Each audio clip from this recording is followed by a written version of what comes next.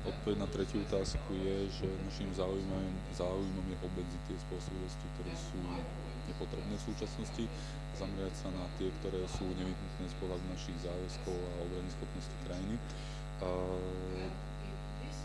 Problém je, že viac ako 86% rozpočtu ministerstva obrany sú obligatórne výdavky a tento trend je žiaľ negatívny, čiže o niekoľko rokov nám tieto výdavky sa zvýšia na viac ako 90%. V ideálnom svete to je 30%, teda že to znamená, že na rozvoj